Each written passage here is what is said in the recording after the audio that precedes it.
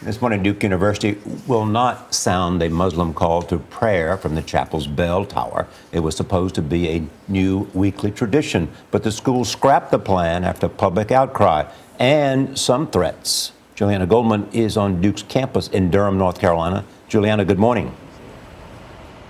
Good morning. Well, students, faculty, and administrators spent months working on a new way to make campus feel more inclusive for its 700 Muslims. They focused their efforts on this historic chapel where for years the Muslim community has joined other faiths in holding regular prayer services.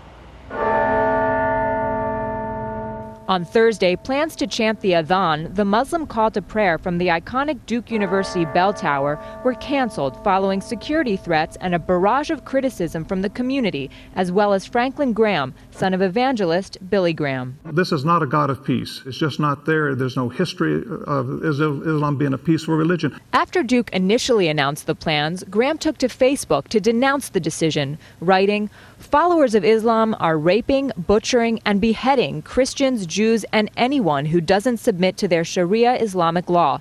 Duke is promoting this in the name of religious pluralism." The post received more than 70,000 likes. Michael Schoenfeld, Duke's vice president of public affairs, says several factors played a role in the university's decision.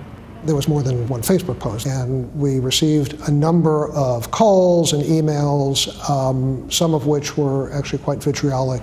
These threats took the university by surprise and prompted the school to call in federal agents. One email sent to the school's president and shared with CBS This Morning read, "France started with politically correct speech, welcoming the Muslims. Now the same people they welcomed slaughter their citizens in the street. You, sir, will be responsible for the slaughter of Americans." Something that was intended to be a unifying factor and a unifying force and a unifying event was in fact becoming a divisive force. Every religion has had ups and downs.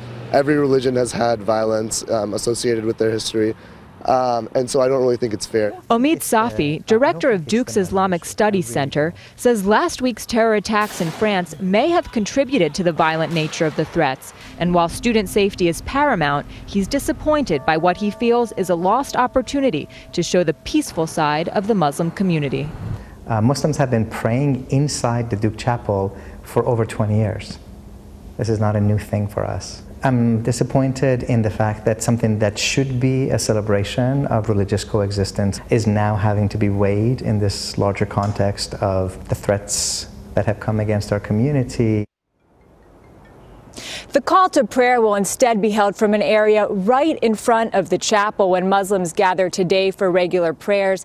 Gail, the school has had to call in extra security for that. All right, Julianna, thank you.